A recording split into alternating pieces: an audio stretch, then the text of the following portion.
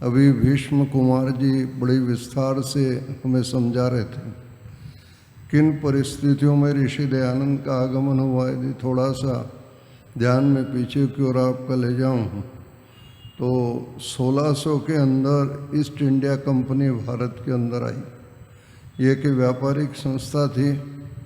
जहांगीर से इन्होंने रहने के लिए सूरत में बेड़ा डाला था और अपने रहने के लिए जो है कॉलोनी बनाने के लिए कुछ जगह मांग की थी और उस समय इनको रहने के लिए जगह दे दी। और ईस्ट इंडिया कंपनी से पहले जो है फ्रांस की एक कंपनी थी फ्रेंच के नाम से, जो वो आ गई थी, जिसने पांडिचेरी में अपना आधिपत्य जमाया बाद में। और उसी के साथ साथ में जो पुर्तगाल से भी एक व्यापारी कंपनी आई थी जिसने जो है गोवा, दमन द्वीप आदि में अपना शासन स्थापित किया। ये सारे व्यापारिक संस्थान या विदेशी भारत के अंदर आए इस दृष्टि से कि भारत एक वैभव संपन्न देश है, जिसको हम प्राय कहते हैं कि ये सोने की चिड़िया है। और ये ध्यान दुनिया के इन लोगों का था और परिणाम था कि ये यहाँ पर आए। लेकिन सबसे ज़्यादा सफल इसमें अंग्रेज रहे। उन्होंने बड़ी कूटनीति से काम लिया। पहले इन्होंने जगह मांगी रहने के लिए और उस समय के शासकों ने इनको जगह दे दी। और जगह देने के साथ साथ अब आगे इन्होंने अपना षड्यंत्र प्रारंभ किया। इन्होंने कहा कि हमारी कॉलोनी की सुरक्षा के लिए, माने जहाँ पर भी हमारे परिवार रहेंगे, बच्चे रहेंगे, महिलाएं रहेंगी, उनकी सुरक्षा के लिए हमें अपनी पुलिस रखने की भी जो है आप अनुमति दो।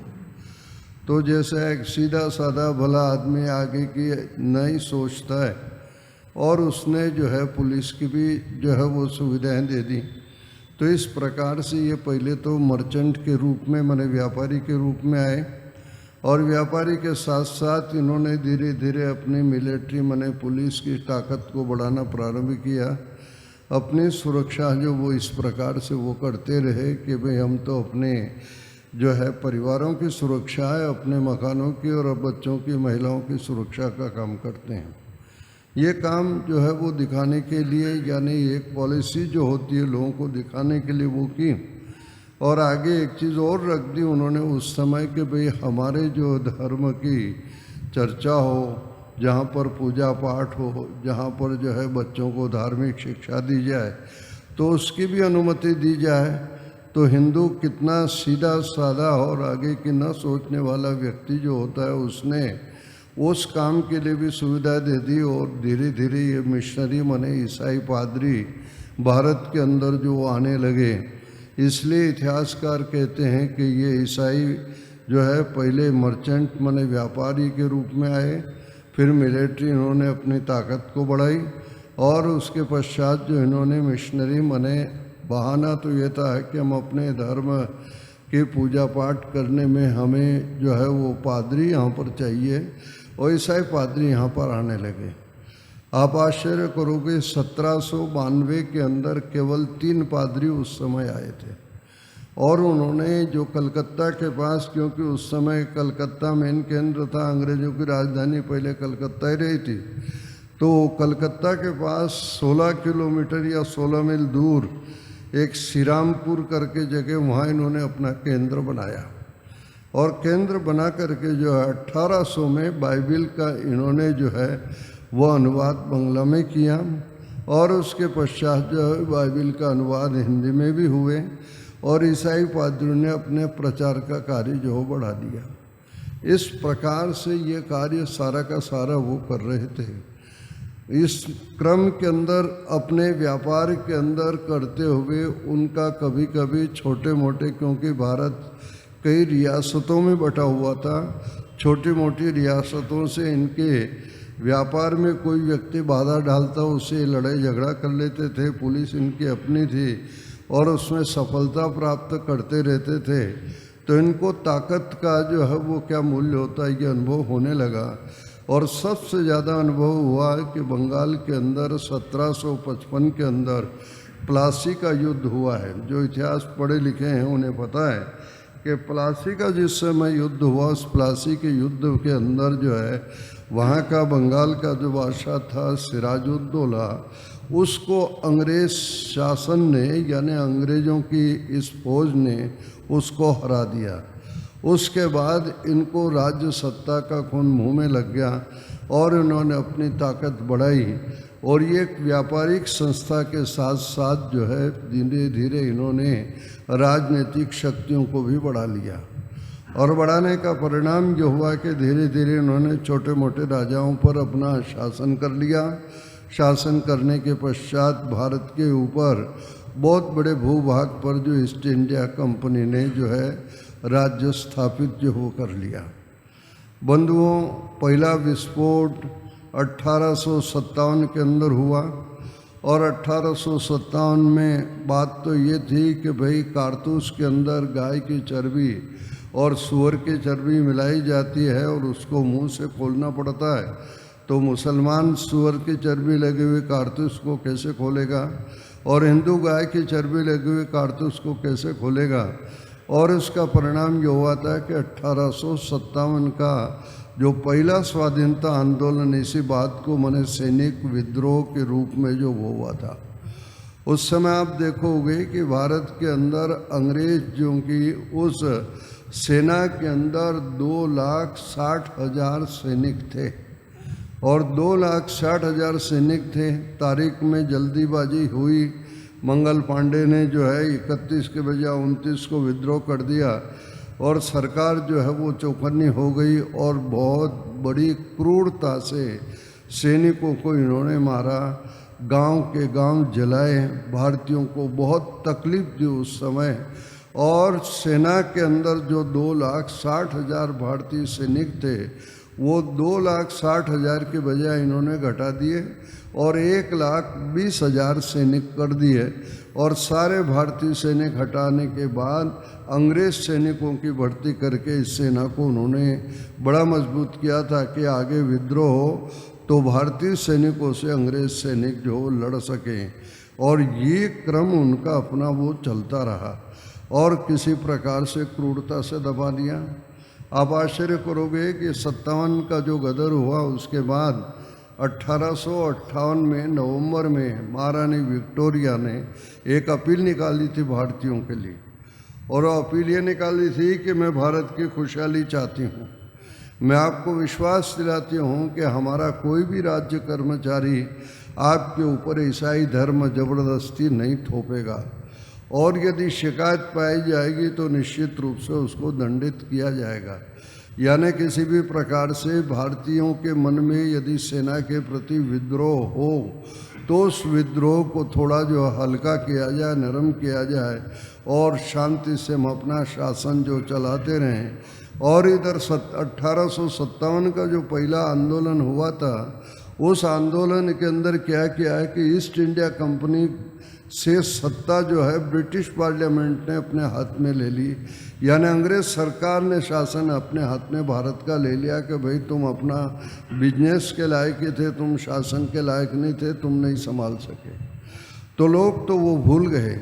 साथ में अंग्रेजी पढ़े लिखे लोगों को, क्योंकि 1835 में जो है मैकाले को यहाँ का एजुकेशन बोर्ड का जो अध्यक्ष बनाया और अध्यक्ष बना करके संस्कृत के जो गुरुकुल थे, विद्यालय थे, 10,000 संस्कृत की पाठशाला केवल बंगाल में थी, क्योंकि कलकत्ता उस समय राजधानी थी। उन सब का अनुदान इन्होंने बंद कर दिया और ये स्कूलों का पाठ्यक्रम शुरू किया।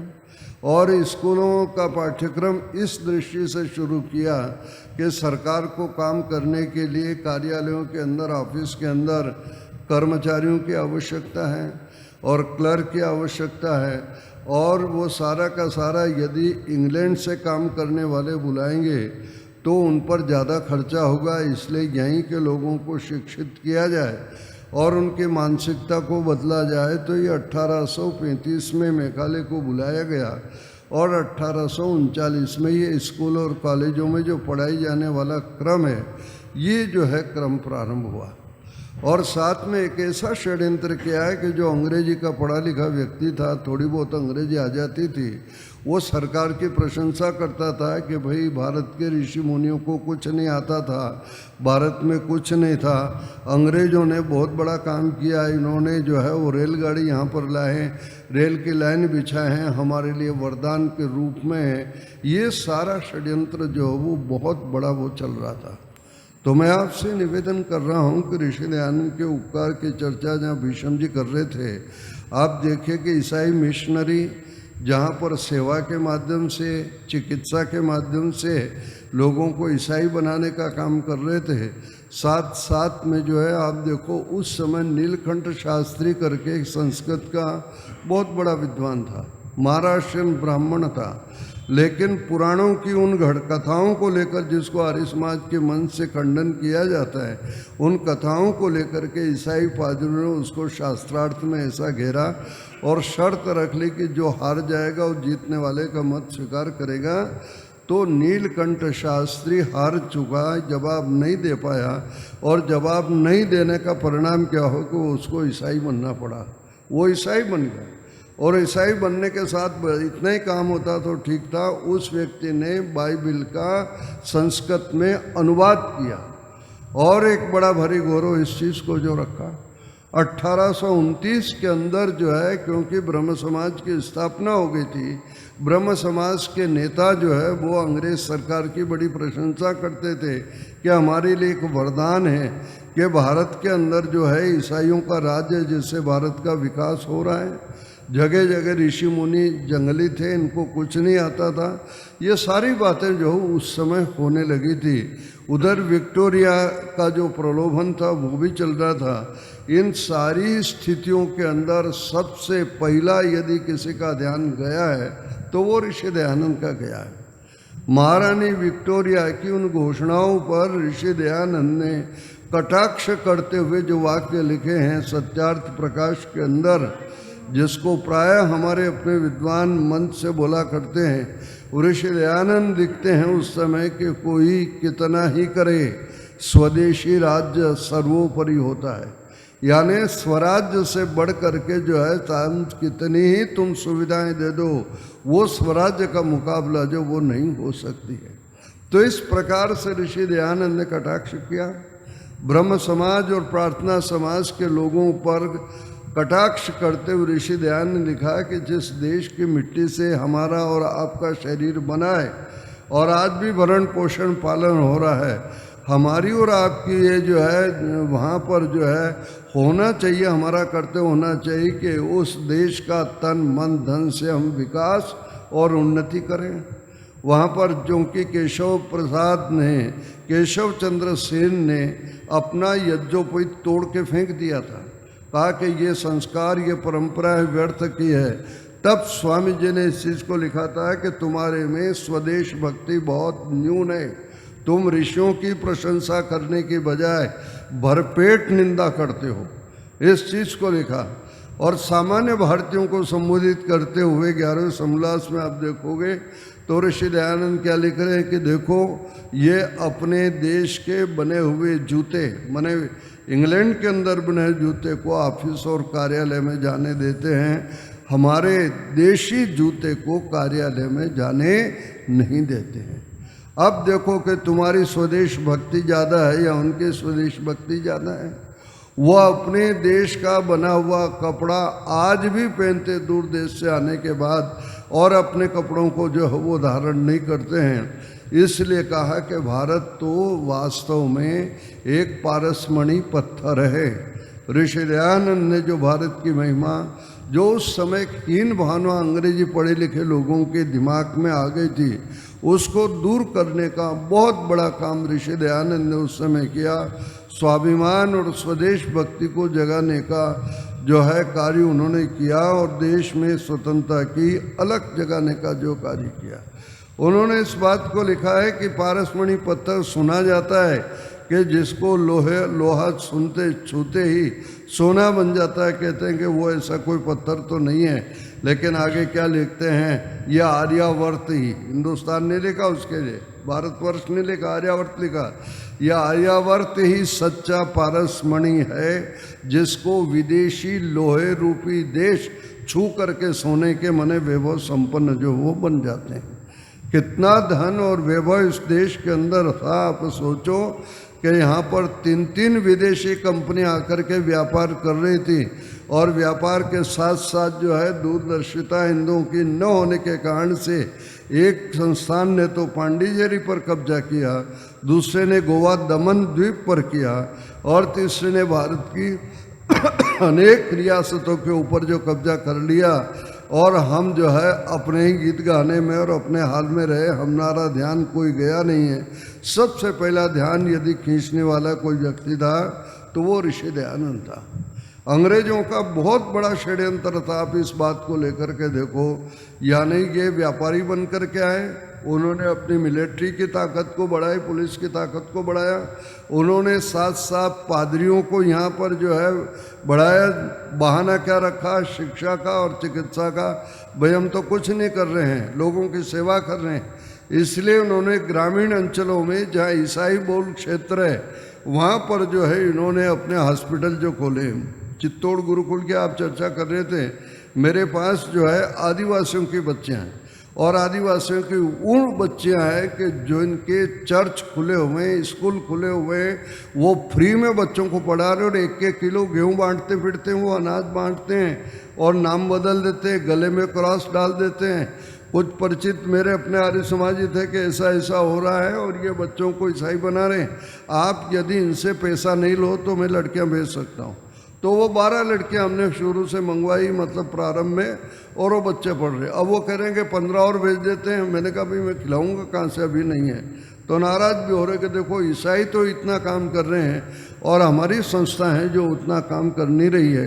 वो ईसाइयत का खुल्लम खुल्ला नहीं कहते भाई हम तो सेवा करने, गले में क्रॉस डाल देंगे और नाम भी नहीं बदलते। आजकल इनका एक षड्यंत्र चला हुआ, सरनेम लगा देंगे। वो रामलाल है तो रामलाल रखो, लेकिन ईसाइयों का जो सरनेम है वो साथ में लगा देते हैं। और प्रार्थना जो है महाराष्ट्र में चर्चों में प्रार्थना अंग्रेजी में नहीं होती है, ग्रामीण क्षेत्रों में मराठी में शुरू कर दी उन्होंने, हिंदी प्रांतों में हिंदी में शुरू कर दी है, जहाँ बंगला आदि हो बंगला में, गुजराती में। मने कोई उनको वो नहीं है, मेन उद्देश्य उनका अपना है कि हमारे धर्म का जो प्रचार हो, और हम खाने पीने में अपने काम धंधे में लगे हुए, उस साइड हमारा ध्यान नहीं जाता। ऋषि दयानंद का ध्यान इस ओर जो गया था, उन्होंने मैकाले की जो शिक्षा पद्धति थी उसको उन्होंने भव किया, और मैकाले तक ये अंग्रेज से जो है वो नहीं रुके। यानी संस्कृत के पढ़े लिखे लोग भी अंग्रेज सरकार के प्रशंसक बन जावे, इसलिए उन्होंने क्या किया कि ऑक्सफोर्ड विश्वविद्यालय के अंदर यानी लंदन के अंदर एक वेदानुसंधान विभाग खोला, वेद का डिपार्टमेंट खोला, और उसके लिए 9 लाख पौंड दान दिया, अनुदान दिया गवर्नमेंट की ओर से, जो बहुत बड़ी राशि होती। आप पढ़े लिखे लोग जानते हो कि 1 पौंड कितने रुपए का होता है, डॉलर से भी ज़्यादा उसकी कीमत है। तो 9 लाख पौंड दिया, वो वेद विभाग खोला, और उसके लिए काम करने वाला आदमी चाहिए। तो प्रोफेसर मैक्स मूलर जो जर्मनी में थे, संस्कृत जानते थे, उनको जर्मनी से बुला करके उसका हेड बनाया, और उनसे कहा कि आप वेदों का अंग्रेजी में जो है वो संपादन करो। उस व्यक्ति ने 45 साल लगाए, और शुरू में जब वो काम कर रहा था और लिख रहा था, अपनी पत्नी को पत्र लिखा था उसने, जो वहाँ नहीं थी, जर्मनी वगैरह हो गई, कि यदि मेरा ये काम सफल रहा तो 30 साल के अंदर बंगाल में एक भी हिंदू जो है वो अपने धर्म के प्रति आस्थावान नहीं रहेगा। 1868 के अंदर ड्यूक ऑफ आर्गाइल करके यहाँ का जो है वो रक्षा सचिव था, गृह सचिव था, उसमें वो लिखता है कि मैंने अपना काम कर डाला, मैंने अंग्रेजी में उसका अनुवाद कर दिया है। अब यदि वहाँ पर ईसाई पादरी सफल नहीं होते हैं तो इसमें मेरा कोई दोष नहीं है, वो उनका है कि वो अपना काम ठीक से नहीं कर रहे हैं। तो ऐसा षड्यंत्र चल रहा था। इस षड्यंत्र को और किसी का ध्यान गया था क्या? आज ये सारी राजनीतिक पार्टियां और राजनेता जो है अपने अपने गीत गा रहे हैं। स्वतंत्रता के इस अमृत महोत्सव पर सरकारी तंत्र में प्रधानमंत्री से लेकर के राज्यपाल या मुख्यमंत्री या किसी कलेक्टर ने ऋषि दयानंद के नाम की कहीं चर्चा नहीं किए, इतना बड़ा अपराध किया है। और उसमें अपराधी हम भी हैं कि हमारे में से एक ने भी विरोध पत्र भारत सरकार को नहीं लिखा। यदि 1500 पत्र प्रधानमंत्री कार्यालय में चले जाते कि स्वतंत्रता के आंदोलन में यदि दयानंद ने अलग न जगाई होती, न हेडगेवार होता, न कांग्रेस होती, न स्वाधीनता के अलग जाती, आर्य समाज की स्थापना 1875 में हो गई थी और 1885 में 10 साल बाद कांग्रेस की स्थापना हुई है। आर्य समाज सक्रिय था, कार्य कर रहा था। ये जितने आंदोलन है जिसकी ओर भीष्म जी चर्चा कर रहे थे, ये सब तो आर्य समाज उस समय जो है वो प्रारंभ किया हुआ था और कर रहा था। और दयानंद ने अपना बहुत बड़ा बलिदान दे दिया है। बंधुओं, चर्चा समय नहीं, मैं विस्तार से जाऊं। हम इस बात को कहते हैं कि ऋषि दयानंद की जो है जीवन को समाप्त करने में अली मर्दान खां का और एक उस गणिका का हाथ रहा है। मैं कहता हूँ कि अंग्रेजों का बहुत बड़ा षड्यंत्र रहा है। जिस समय गाय की चर्बी को लेकर के, सूअर की चर्बी को लेकर के विद्रोह हुआ था, उस समय ऋषि दयानंद ने अनुभव कर लिया था कि देश में एकता का माध्यम हो सकता है और वही विद्रोह का कारण बनेगा। तो ऋषि दयानंद ने एक छोटी सी पुस्तक लिखी है जिसका नाम गो करुणा निधि है, और एक सभा बनाई थी उस समय, गो कृष्य आदि रक्षिणी सभा, यानी इसकी रक्षा हम करें। और स्वामी जी ने उस पुस्तक में गाय को धार्मिक महत्व नहीं दिया, बल्कि वहाँ दिया कि एक गाय के पालन करने से कितने आदमियों का भरण और पोषण होगा, और उसकी हत्या करोगे तो उसके मांस से बहुत थोड़े से लोगों का पेट भरेगा। परिणाम हुआ था कि ये इस महत्व को दिखा करके ऋषि दयानंद 2 करोड़ व्यक्तियों के गो हत्या के विरोध में हस्ताक्षर अभियान चला रखा था कि ब्रिटिश सरकार पर दबाव बनाया जाए कि आप भारत में गो हत्या बंद कर दो। वो काम चल ही रहा था और अंग्रेजों की आंखों में खटक रहा था। फिर जहाँ जहाँ पर आर्य समाज था वहाँ स्वाधीनता की और स्वदेश प्रेम की चर्चाएं होती थी। ये सारा कार्य होता था, अंग्रेजों को सहन नहीं हुआ। महर्षि दयानंद को जहर दिया, लंबी घटना हो जाएगी। जहर देने के पश्चात उनको आबू भेजा गया।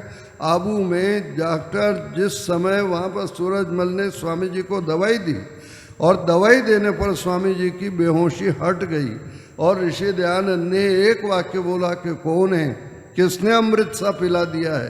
तब जो है डॉक्टर की आंखों से आंसू आ गए और वो वापस स्वामी जी के साथ जो है वहाँ पर माउंट आबू पर, यानी माउंट पर्वत पर साथ जो आबू रोड पर चल दी, उसका ट्रांसफ़र कर दिया अजमेर।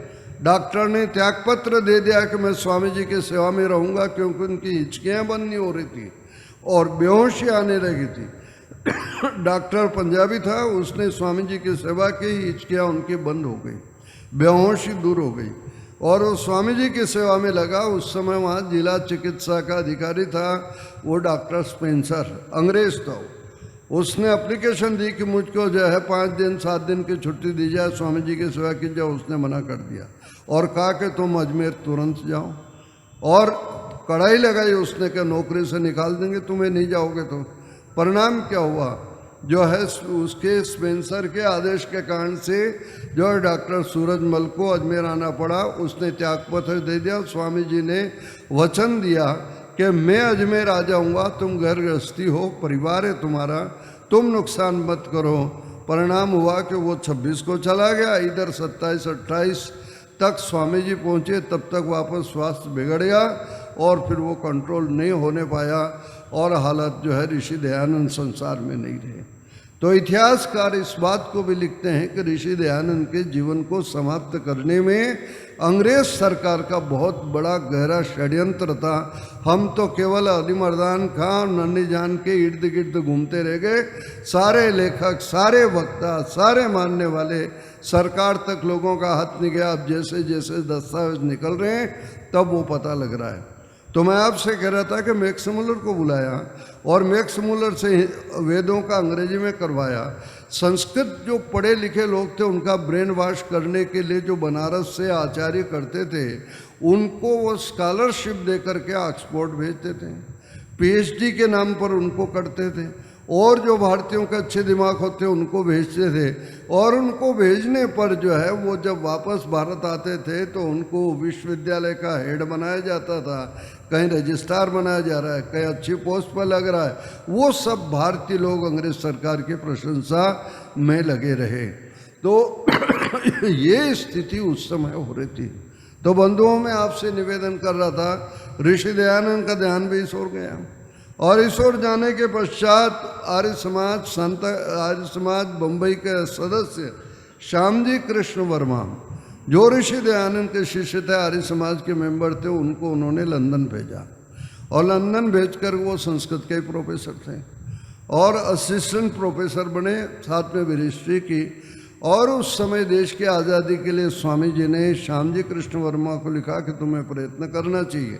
26 पत्र ऋषि दयानंद ने श्यामजी कृष्ण वर्मा को उस समय लिखे और लगभग इतने उत्तर उन्होंने स्वामी जी को दिए। और इस चीज़ को अनुभव किया कि जो लोग सरकार के झांसे में नहीं आएंगे, देश की आज़ादी के लिए संघर्ष करेंगे, तो उनका ठिकाना तो होना चाहिए, कहाँ रहेंगे। तो एक मकान खरीदा अपने पैसे से उस व्यक्ति ने, आप देखिए, और उस मकान का क्या नाम रखा है, इंडिया हाउस रखा है। इतिहास में बच्चों को इंडिया हाउस तो पढ़ाया जाता है, लेकिन वो इंडिया हाउस है किसका है ये नहीं बताया जाता है। जिस इंडिया हाउस में महात्मा गांधी हो, भाई परमानंद हो, दादा भाई नौरोजी हो, जहाँ पर जो वीर सावरकर हो, मैडम कामा हो, मदन लाल धिंगड़ा हो, पूरी लंबी लाइन यदि किसी के टिकने की जगह थी तो वो इंडिया हाउस था। और इंडिया हाउस था भाई जो है श्यामजी कृष्ण वर्मा का मकान, जिस मकान में रविवार को आर्य समाज का साप्ताहिक सत्संग लगता था। दादा भाई नौरोजी तो एक सत्संग में सम्मिलित भी रहे थे, रविवार को वहाँ थे वो जो है। तो खैर, मैं आपसे निवेदन कर रहा हूँ कि देश के स्वाधीनता पर सबसे बड़ा भारी जो हलक जगाने का काम किया है तो ऋषि दयानंद ने किया है। चारों तरफ से आक्रमण हो रहा था, इधर ईसाई पादरी लगे हुए थे, इधर मेकाले लगा हुआ था, इधर मैक्स मुलर लगा हुआ था और ब्रिटिश सरकार का सारा तंत्र चल रहा था। तब ऋषि दयानंद ने स्कूल के उस पाठ्यक्रम के खिलाफ एक आंदोलन चलाया और गुरुकुल शिक्षा प्रणाली की चर्चा सत्यार्थ प्रकाश में महर्षि दयानंद ने प्रस्तुत की कि बच्चों का शिक्षा का मतलब होता है कि उसका शारीरिक विकास भी हो, बौद्धिक विकास भी हो और आत्मिक विकास भी हो, जो गुरुकुलों के माध्यम से हो सकता है। महर्षि दयानंद ने मैक्स मुलर से जो है वो किस प्रकार से लोग आ सके, इसके लिए उन्होंने वेदों का भाष्य प्रारंभ किया। और अंग्रेजों की जो विशेषता थी वह आपसे निवेदन करूं, स्वामी दयानंद की चर्चा उस समय तक देश विदेश में होने लगी थी। इसीलिए तो विदेश के एक अंग्रेज ने लिखा था कि मैं ऐसी एक आग देख रहा हूं जो ईर्ष्या और द्वेष को समाप्त कर रही है और पूरे अफ्रीका के अंदर और भारत के अंदर फैलती हुई जा रही है। और वो आग कहाँ जल रही है, एक भारत माँ के सपूत ऋषि दयानंद के हृदय में जल रही है, जो सबको भस्मसात करती चली जा रही है। तो ऋषि दयानंद का जो वेद भाष्य था, उस वेद भाष्य का पहला ग्राहक मैक्स मुलर था।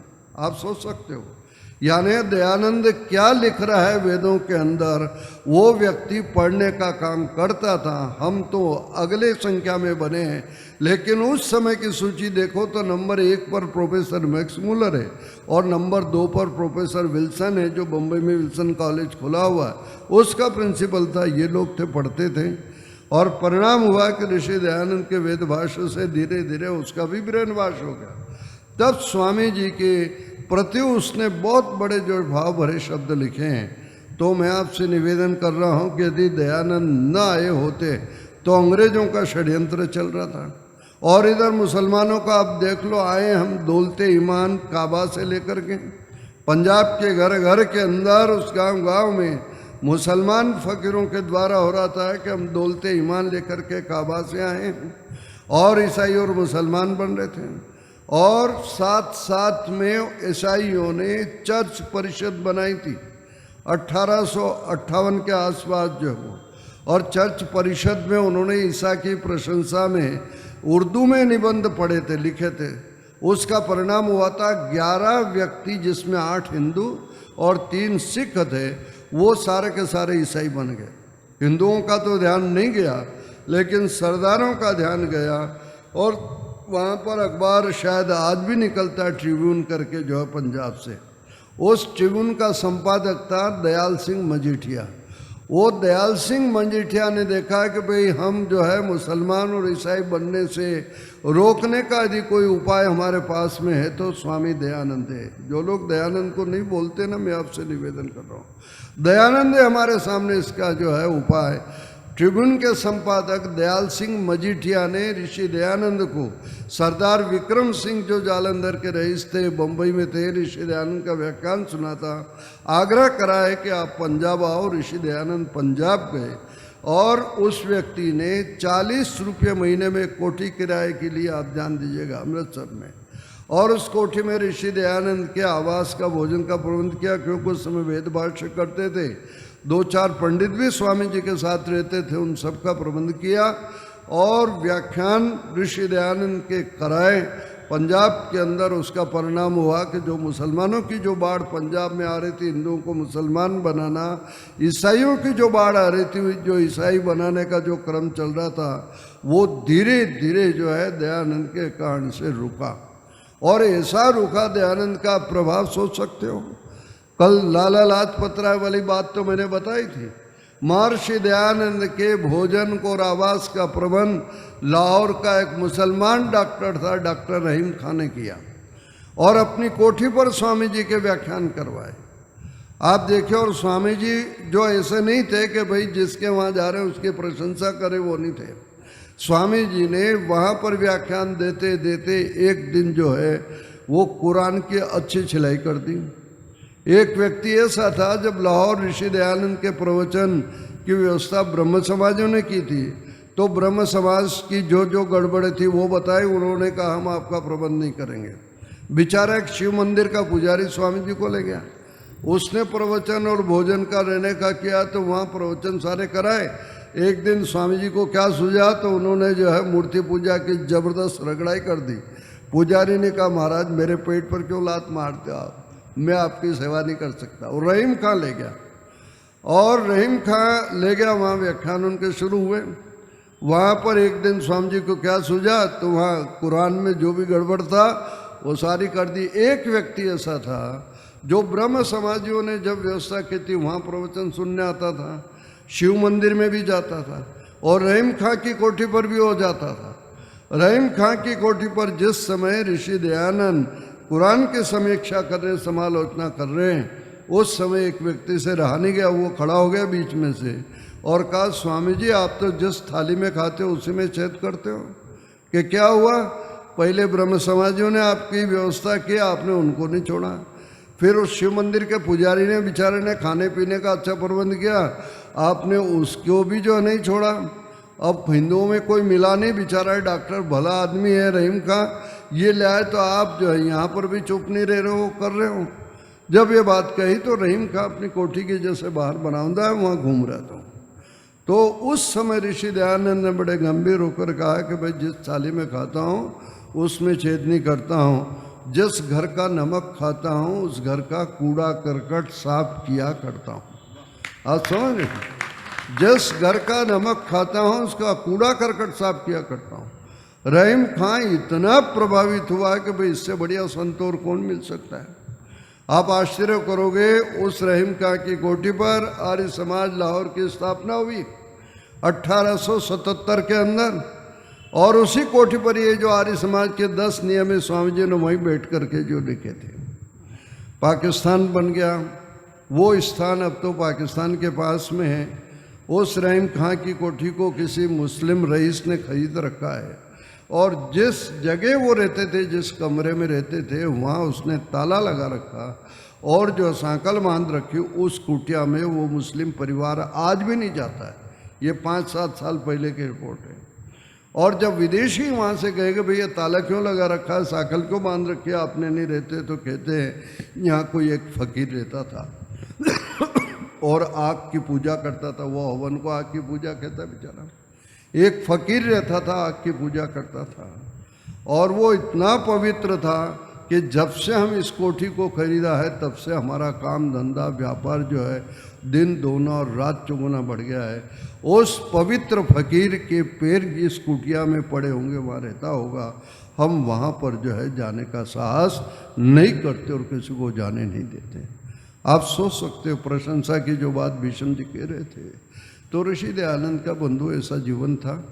आप सोच लो कि ईसाई और मुसलमानों की जो बाढ़ आ रही थी और हिंदुओं के जो हमारे महंत लोग थे, जो ठेकेदार थे, ये हलवा पूड़ी खाने में ही लगे हुए थे उस समय। यार आज भी हिंदू धर्म को पूछ लो कि हिंदू धर्म की आप व्याख्या करो, तो हिंदू धर्म तो चूचू का मुरब्बा है, कहीं से ठीक उसको आप बता नहीं सकते हो। यानी पीपल के चारों तरफ चक्कर लगाने वाला भी हिंदू और कलकत्ता की काली पर जो है बकरा काटने वाला भी हिंदू है। दोनों एक दूसरे के विपरीत, जहाँ हिंसा प्रभु धर्म का नाम करने वाला हिंदू और वो बलि देने वाला भी हिंदू है, तो बताओ दोनों में से एक चोर एक साहूकार दोनों कैसे हो सकते हैं? एक तो गलत होगा उसमें, दोनों सही कैसे हो सकते हैं? तो आज वो व्याख्याएं यदि होगी तो दयानंद और आर्य समाज के द्वारा ही सही रास्ता बताया जा सकता है। यदि ऋषि दयानंद उस समय न आए होते तो मैक्स मुलर, मैकाले और ये सारा का सारा जो फौज आई हुई थी मिशनरी वगैरह की, मिशनरियों को मुकाबले में उपदेशक तैयार किए, स्कूलों के मुकाबले में गुरुकुल खोलने की योजना रखी। वेद का जब व्याख्यान वहाँ पर मैक्स मुलर अंग्रेजी में कर रहा था, दयानंद ने वेद भाष्य करके उसको लगाया। जहाँ पर पादरी लोग प्रचार कर रहे थे वहाँ पर अनेक उपदेशकों की एक बहुत बड़ी लाइन आर्य समाज ने खींची, ताकि हम अपने धर्म की और संस्कृति की रक्षा कर सके और जो हो सकी है। तो इन्हीं परिस्थितियों में आर्य समाज ने बहुत बड़ा कार्य किया है। आर्य समाज का बहुत बड़ा बलिदान है। आपको और हमको तो इतना अनुभव नहीं है। हैदराबाद का पता है कितने लोग मारे गए थे उसमें? हैदराबाद सत्याग्रह में जो एशिया की सबसे बड़ी रियासत थी, निजाम ने प्रतिबंध लगा दिया था, मंदिरों में घंटे घड़ियाल नहीं बज सकते, उनकी रक्षा आर्य समाज ने की। 10,000 लोग उस समय निजाम की जेलों के अंदर रहे, 1-2 दिन नहीं रहे, 8-10 महीने वहाँ पर जो रहे। बहुत बड़ा बलिदान इस जाति की रक्षा के लिए, चाहे पंडित लेखराम का हो, स्वामी श्रद्धानंद का हो, महाशय राजपाल का हो, कितने बड़े बलिदान जो आर्य समाज ने दिए हैं। अपने परिवारों की भी चिंता नहीं की आर्य समाज के लोगों ने, और धर्म और संस्कृति की रक्षा की है। उस आर्य समाज का आप वार्षिक उत्सव मना रहे हो, तो आर्य समाज क्या मानता है, क्या सिद्धांत हैं, ये तो आने वाले समय में निवेदन करूँगा। समय का मुझे भी ध्यान नहीं रहा, बातें बहुत थी, तो भूमिका के रूप में आज मैंने थोड़ा सा रखा है। तो आर्य समाज के इतिहास को समझो, अपने आप को समझो, अपनी अंगड़ाई लो। आम संसार में किसी से कमज़ोर नहीं हैं। आर्यों के मुकाबले संसार में और कौन हो सकता है जो एक ईश्वर पर भरोसा करता हो, कर्म फल पर करता हो, जन्म से कोई ऊंच नीच की जो भेदभाव जहाँ नहीं है, हम सब एक हैं। आज जो इस चीज़ को लेकर के बैठे हैं, तो इसको लेकर हमें अपने को मजबूती से रहना चाहिए और आर्य समाज के कामों को तन मन धन से मनसा वाचा कर्मणा करना चाहिए, ताकि हम अपने भाई बहनों को बचा सकें। यह चिंता यदि किसी को है तो केवल आर्य समाज को है। दूसरे समुदाय या दूसरे संप्रदाय मत मज़हब वालों को अपने चेले चेली बनाने की चिंता रहेगी, जाति को बचाने की चिंता शुरू में भी नहीं थी, आज भी नहीं है, आगे भी नहीं रहेगी। इसलिए आइए तन मन धन से आर्य समाज के साथ जुड़ के कार्यों को करें। आपने धैर्य और शांति से मेरी बात को सुना, आपको बहुत धन्यवाद। ओम